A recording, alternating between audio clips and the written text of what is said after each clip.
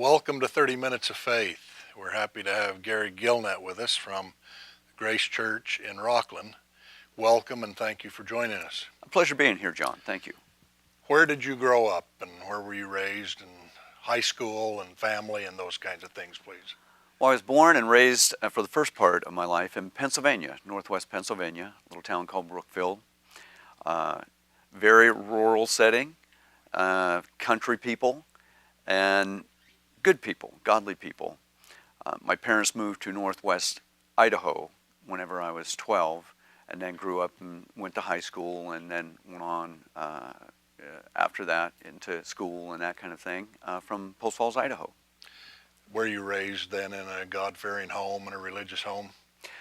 I would say yes. They were Wesleyan Methodists, and godly people would go to church every Sunday, but that was pretty much where religion stayed, was on Sunday, and it was a good home, stable home, but we didn't read the Bible every day, we didn't pray every day, that kind of thing. And then in my later teen years is whenever I made a personal decision to serve Christ. How did that come about? A friend.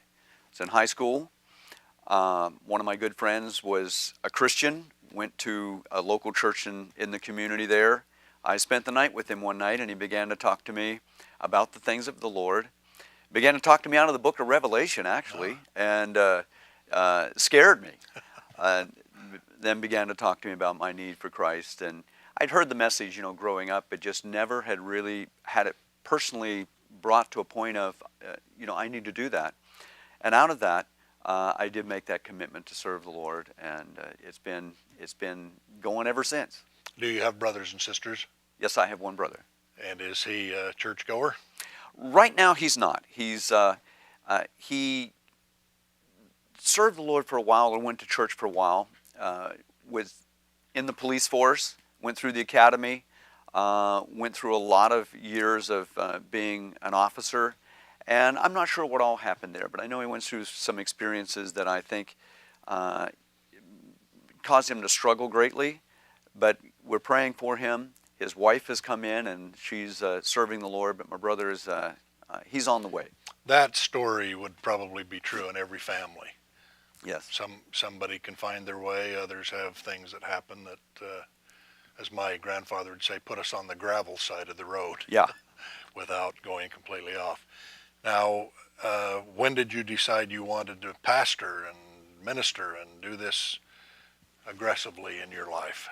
Well, I began to sense what I'd call a calling upon my life.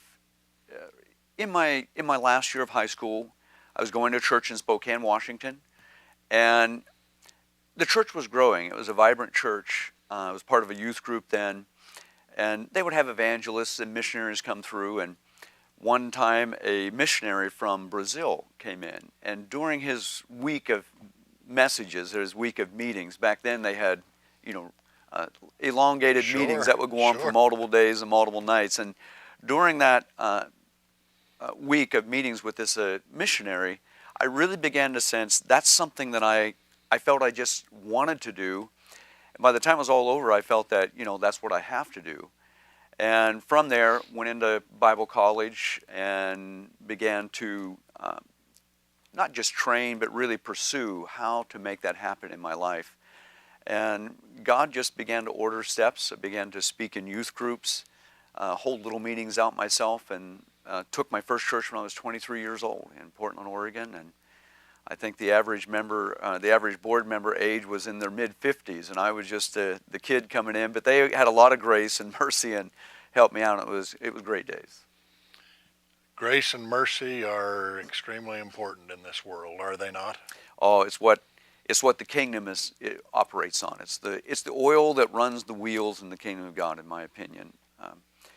In that, if we have a message of just judgment, people, they can't connect with that.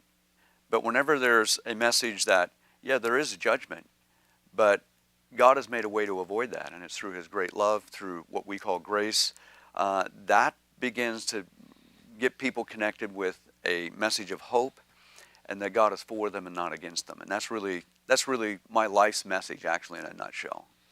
There are a lot of people, it appears, in our society who have lost hope. How can we overcome that in your mind? It's a big challenge these days. It is. There's so much negativity within, especially our Western culture, I'm sure all around in all the cultures, but we have the 24-hour news cycle. It never stops. And it usually repeats bad news. Yeah, and it's seemingly, 95% bad news and maybe a little bit human interest or positive things. But, in people being exposed to that day in and day out, year in and year out, over the decades, many people, as we encounter them in their life, it's through hopeless situations, family crises, personal crises, that kind of thing. But the gospel never changes. When you interject that in, it has a power within itself in that message that Jesus made a way where there seemed to be no way, and that he brings to us an eternal love and a promise that if we'll take one step towards him, he'll step towards us. And I believe that's where hope begins. It's not going to begin with where the economy is going up or the economy is going down, or this one's in the White House or that one's in the White House. There's no hope within the things that the world tries to hang hope upon. It's only in the eternal values that the Scriptures declare, and then our willingness to just be ambassadors for the Lord and pass that message along, that there is a God and He truly does love you and He truly does care. I think that needs to start within our youngest generation. We need to get that in our children from the earliest time possible, and then find opportunities to just present that message all along the encounters we have with people in life. I once talked when I was a very young adult to a very elderly man in his 90s who had been a religious leader all of his life. And as we talked about that issue of touching the young and the youth, he said to me, if you can instill in children this great understanding and hope and God and Jesus and peace and compassion and all these other things, that no matter what happens to them when they're teenagers and they're young adults, they will always come back to the roots and the basics. And in the course of that conversation, I said to him, "How do you know this?" And he looked me right in the eye and he said, "Jesus told me." Yeah. And I thought that was very comforting and very pleasing. Now, how about the church that you're overseeing and ministering to now? Tell us about that. Well, it's somewhat of a unique place. It's what is called a campus church. That is, it's under the covering of a large church. It's called Grace Church in Houston, Texas. Pastor Steve Riggle is the senior pastor of that church. And he has 3 other smaller campuses or smaller churches. The church here in Rockland, several years ago, it's been here for a long time, probably 30 plus years. A few years back, they were in Citrus Heights, and the leadership decided to relocate, took the equities of all those years of ministry and properties and whatever, and relocated, bought the property in Rockland.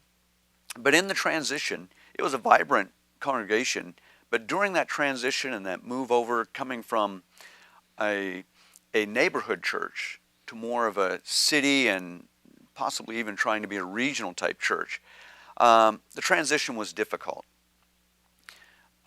The Grace in Houston under Steve Riggle came in about 2 years ago to help out, just bring some stability, make that transition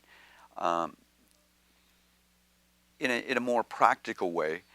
And I was asked about 8 months ago to come and help with that revitalizing of the church here. It's interesting, a few months ago, I was reading a magazine. It was a religious magazine, a religious publication, and on the front cover it was talking about the concept of larger churches sponsoring smaller churches. And as I began to read that, I realized that is exactly what has happened here. We're a larger congregation that has means and techniques, and they have depth in ministry, can come in and help some of the smaller churches make that transition. And it's not about becoming a big church, but it's about becoming as effective as you can be regardless of size in your community. So we call it the Mother Church in Houston. It's a wonderful body of believers, about 10,000 plus people. And they have been such a blessing to this smaller campus here. I do the week-to-week ministry here, but I'm part of a leadership team that is really trying to map out the future and the course and the direction for the local body here in Grace Rockland. Where did you come from? I actually came from a little town in Roseburg, Oregon. We had gone several years ago from this church. We were part of this body and helped with the building program and all of the things when they were remodeling this facility. And they sent us out to a small community in southwestern Oregon. We planted a church, and the church just took off. Our first Sunday, there was like 70-some people, and it just grew from there. It was a wonderful experience for us. But after several years there, they asked if we would come back here and help in the ministry in this church that sent us out. After some time of prayer and consideration, we felt, we need to do that. And it's been a joy. It's been like a homecoming. There's been challenges, of course, but it's good to be back home. We love the church and we love the area. And how's the revitalization going? Slow, but steady. Anytime you have a change of leadership, people have to adjust. Absolutely. And we've done everything we can to make that as smooth as possible, and it has been smooth. We're just now starting to see some new addition, new growth, people coming in. I wanted to take 6 months and just, be here, find out where the body was at, what the real needs of the church are and were. And we've been doing that. So we've been transitioning leadership, talking to those kind of issues. Okay, this is where we are. How can we go from here to where we feel the Lord wants us to be?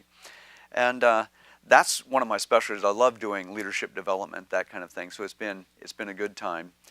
The process now would just be starting to, get the word out to the community. So we've got some ideas about doing mailers and, some advertising and that type of thing. What do you perceive to be your greatest need? The greatest need is people that would be willing to commit to a local congregation and not just become involved, but commit there to become part of that group, part of that family. I've transitioned in my own concepts of church to where it's not just about getting as many people as you can in a building. This started a number of years ago, but really it's gone from that to when I was a younger man, that was the emphasis. Let's get as many people as we can and that kind of thing. And there's scriptural basis for that. But lately I've been focusing much more on how do we build this as a family and a body. And there's so much in the scriptures that talk about that. And I think sometime in our quest for numbers, we've kind of let that be a secondary issue. I'm making that more of a primary issue. So that's a lot about that is just relationship building, getting to know people.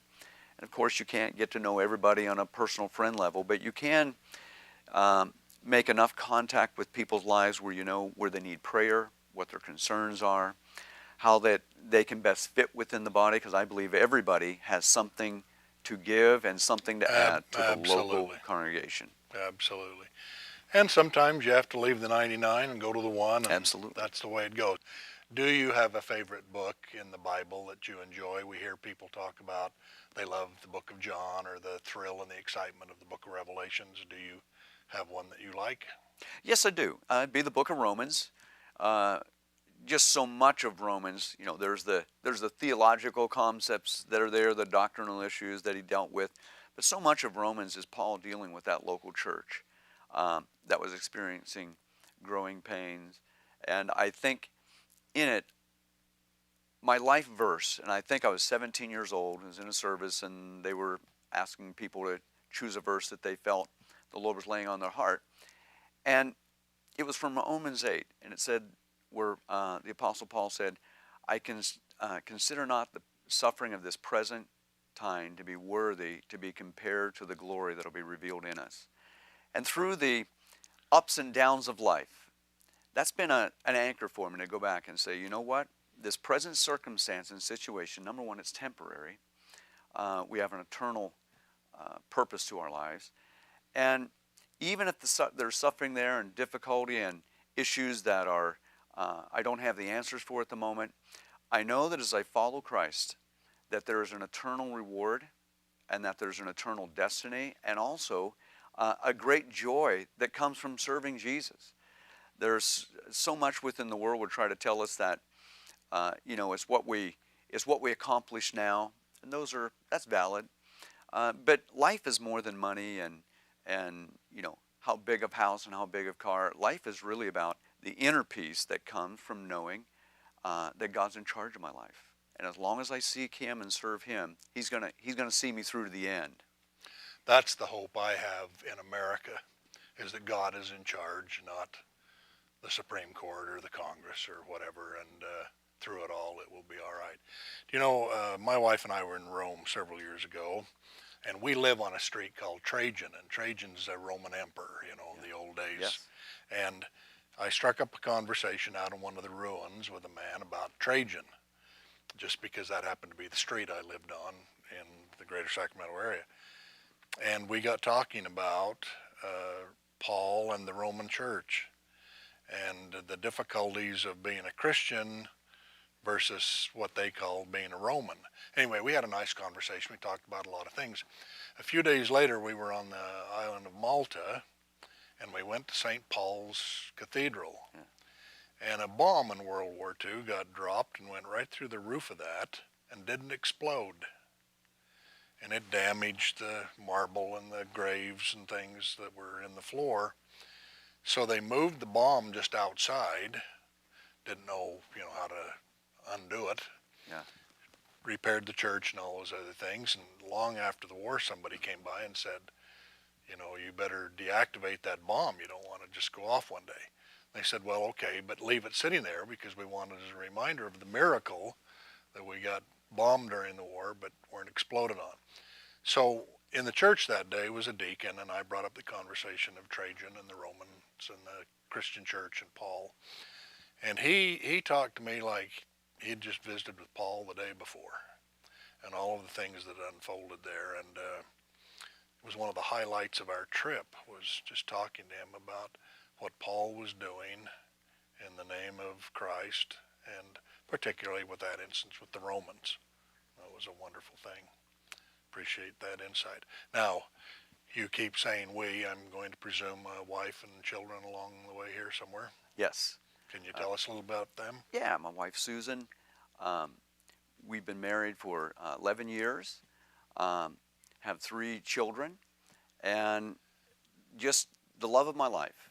We love the ministry, the calling, the purposes of God upon our life, and given ourselves to put ministry, not just church ministry, but ministry in that our life, our base solely and 100% on serving Christ, and then serving Him in His call that He's put upon us.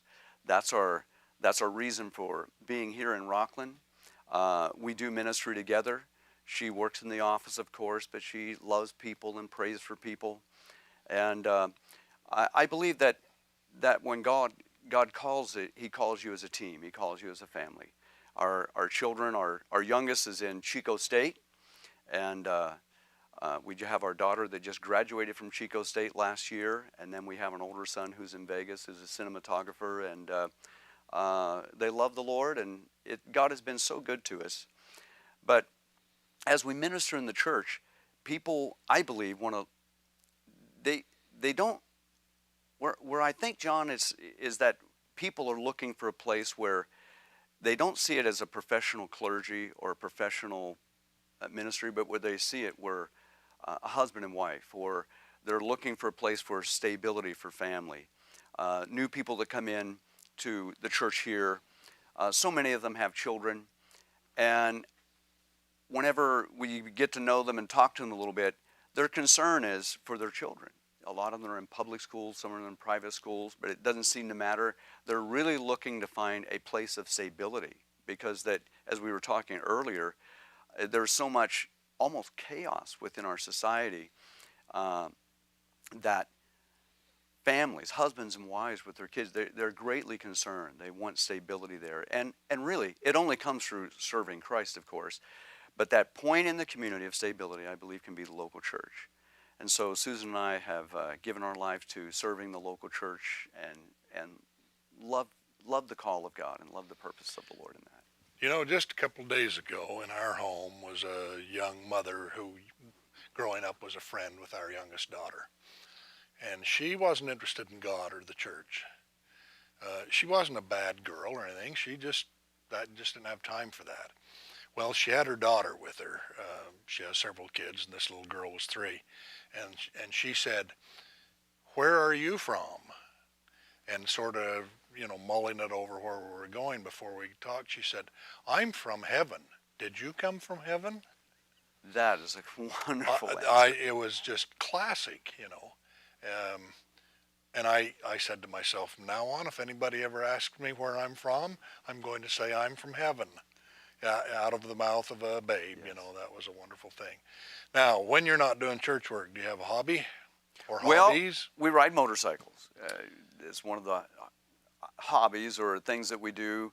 My wife and I ride together, and with a few folks in the church, and there are some Christian motorcycle clubs in town, so we'll ride with them, and then we just love the outdoors, hiking, and don't do much camping anymore, but fishing and that kind of thing. And When you were talking about Spokane in your growing up years, Bishop William Wiegand, who used to be the bishop of the diocese, who's retired now, grew up in the Spokane area and loved fish. yeah, And I grew up in a little mountain community on the rivers and streams, and we've talked fishing 100 times. And I think in his dreams he'd go back to boyhood for a minute and just fish in the Spokane area somewhere and have the time of his life. What's the future of your church, and where will you be in another 5 or 10 years? well, I hope to be here with the church that is thriving in making an impact in the community. I believe that there's never been a greater time to be in the ministry or part of a church, a local church, than right now, John. I think the greatest churches to ever be built are still yet to be built. That's well said. And I'm not looking to build, I don't have a numerical number, boy, I want to have 1,000 people or whatever. What I do have is I want to take as many with us to heaven as we possibly can. And I want to activate people to be involved in that process. If people just go to church on Sunday morning or whenever they go, it can become a little laborious after a while. But when people get plugged into helping other people, loving people, being in a vibrant place of activity in serving Christ, there's a joy that comes with that. And that's what my primary goal is to bring people into the joy of serving the Lord.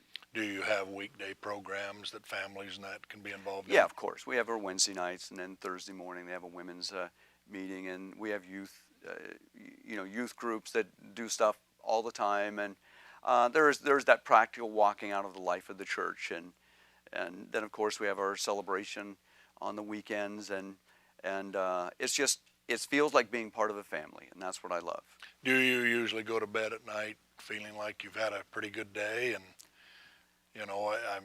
expectations are a funny thing because being perfect's not reasonable, I don't think, but being sufficient is on any given day. And you sleep well at night and say we're doing well and moving forward. Well, I kind of go back to where it says this is the day the Lord has made. I'm going to rejoice and be glad in it. Every day has its challenges, but every day has its rewards as well. And Jesus promised that he would be with us. He'd never leave us. He walked through the ups and the downs of life. And I'm starting to get a little bit older now, so I'm looking at life a little differently. It's not about just what I've accomplished during the day, but it's about the peace of God that remains upon my life and bringing that to other people's lives. I love being in friendships and relationships and having contact with people, and that's how I find my joy and my accomplishment at the end of the day. Who did I make somebody's day a better day because I was there? Is being a good father and husband and brother and friend and those kinds of things in the congregant's view as important as just being a member of the church and worshiping Christ? Oh, it has to be the primary goal. It doesn't matter what's on the outside if the inside's messed up. And Jesus said, that's a good way to say that. it's not what's on the outside, but it's what's coming out of you that determines whether it's a sweet well or a bitter well, whether there's life or whether there's confusion there. And you know, our goal here, I guess, John, would be to activate people into the purpose of the Lord that He has for their life. And if they can do that, they're going to be where God wants them to be. They're going to have joy upon their life. They're not going to be perfect. Nobody is. But Jesus said He would get us through to the end, and we would overcome. I have a younger brother who took his own life some years ago, and that's a long way removed from where I live my life. But I've been rehearsing a lot of old journal entries of my parents and old photographs and a lot of things, not out of remorse or regret, but just to kind of recover where we were as kids and, you know, those kinds of things. And he really got to a point where he just couldn't even see it out on the horizon. Yeah. And I feel badly about that because it didn't have to be that way, but it just unfolded that way with the way he lived and the pursuits he's made. And I'm always pleased to hear that people will go to church. Amen. Amen. Now, if you could fix something in the world that you could just wave a magic wand and it would be repaired or replaced or redone, what would that be? Well, I believe the final call that Jesus left before He ascended to heaven was He said, take this gospel into every nation and make disciples. I think with the modern technology we have, that can actually happen in the day that we live in. I agree. But if I could change one thing, is that a simple, life-giving presentation of the gospel be taken to every social group, every little backwash community, every place on this globe. And I know not everybody's going to receive it, but that everyone would have a chance to receive it, to make a decision. I spent a number of years in the mission field in Arctic Canada, ministering to small communities and small village people, and to see the joy of people coming to Christ is the greatest joy that I would have. Thank you, and thanks for being with us. We appreciate visiting with you. My pleasure. God bless you. Thank you.